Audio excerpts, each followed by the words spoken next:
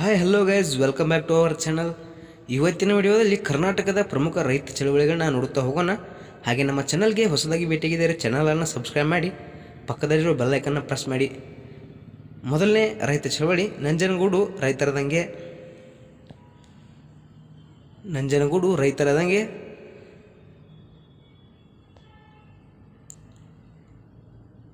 ಇದು ನಡೆದಿದ್ದು 1762ರಲ್ಲಿ. ನಂಜನಗೂಡು ರೈತರ ದಂಗೆ 1762ರಲ್ಲಿ ನಡೆಯಿತು. ಎರಡನೇ ರೈತ ಚಳವಳಿ ಬಿದನೂರಿನ ರೈತರ ದಂಗೆ. ಬಿದನೂರಿನ ರೈತರ ದಂಗೆ ಈ ಚಳವಳಿ 1830ರಲ್ಲಿ ನಡೆಯಿತು. ಇನ್ನು ಮೂರನೇ ರೈತ ಚಳವಳಿ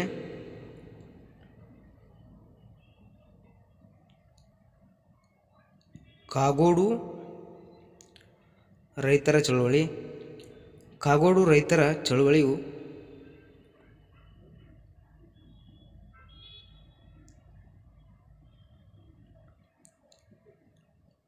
1950ರಲ್ಲಿ ನಡೆಯಿತು. ಇನ್ನು ನಾಲ್ಕನೆಯ ಪ್ರಮುಖ ಚಳವಳಿ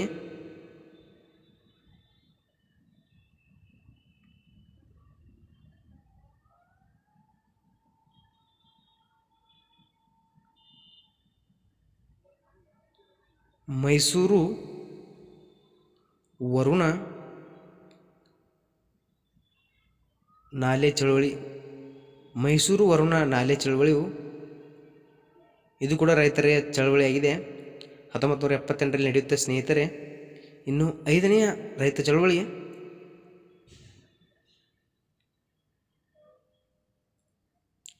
ನರಗುಂದ ರೈತ ಚಳವಳಿ ಅಥವಾ ದಂಗೆ ಇರ್ಬೋದು.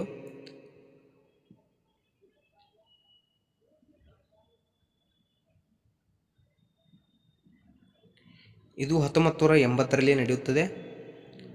ಸ್ನೇಹಿತರೆ, ನಮ್ಮ ಚಾನಲ್ಗೆ ಹೊಸದಾಗಿ ಭೇಟಿಯಾಗಿದ್ದರೆ ಚಾನಲನ್ನು ಸಬ್ಸ್ಕ್ರೈಬ್ ಮಾಡಿ, ಪಕ್ಕದಲ್ಲಿರೋ ಬೆಲ್ ಐಕನ್ ಪ್ರೆಸ್ ಮಾಡಿ, ಏಕೆಂದರೆ ನೋಟಿಫಿಕೇಷನ್ಗಳು ಮೊದಲು ನಿಮಗೆ ಬರುತ್ತವೆ. ಆರನೇ ಚಳವಳಿ ಕರ್ನಾಟಕ ರಾಜ್ಯ ರೈತರ ಸಂಘ ಸ್ಥಾಪನೆ ಆಗಿದ್ದು 1980. ಇನ್ನು ಏಳನೆಯ ರೈತರ ದಂಗೆ ಅಥವಾ ಚಳವಳಿ ಆಗಿರ್ಬೋದು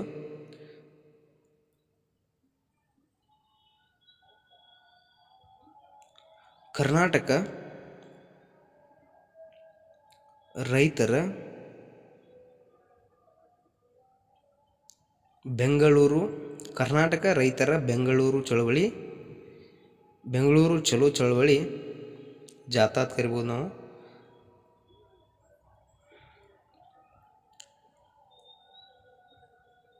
ಇದು ನಡೆದಿದ್ದು 1987ರಲ್ಲಿ. ಕರ್ನಾಟಕ ರೈತರ ಬೆಂಗಳೂರು ಚಲೋ ಜಾಥಾ ಚಳವಳಿ 1987ರಲ್ಲಿ ನಡೆಯುತ್ತೆ ಸ್ನೇಹಿತರೆ. ಇನ್ನು ಎಂಟನೆಯದಾಗಿ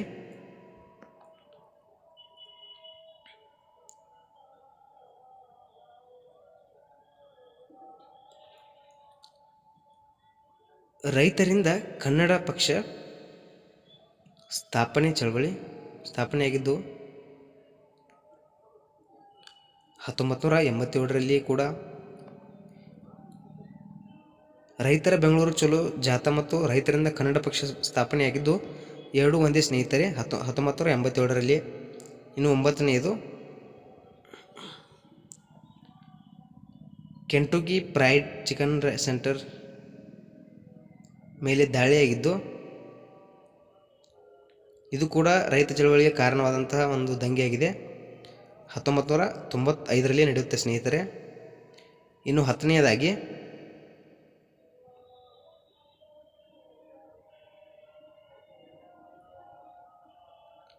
ನೀರಾಪಾನಿ ಚಳವಳಿ. 15ನೇದು ನೀರಾಪಾನಿ ಚಳವಳಿ ನಡೆದಂತಹ ವರ್ಷ 2001ರಲ್ಲಿ. ಇನ್ನು 11ನೇದಾಗಿ ಹಾವೇರಿ ರೈತರ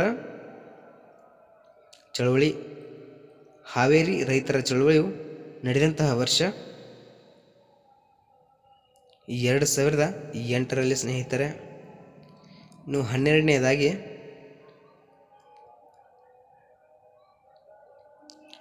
ಕಳಸಾ ಬಂಡೂರಿ ಹೋರಾಟ ನಡೆದಂತಹ ವರ್ಷ 2015ರಲ್ಲಿ. ಹೆಚ್ಚಿನ ಕಾಂಪಿಟೇಟಿವ್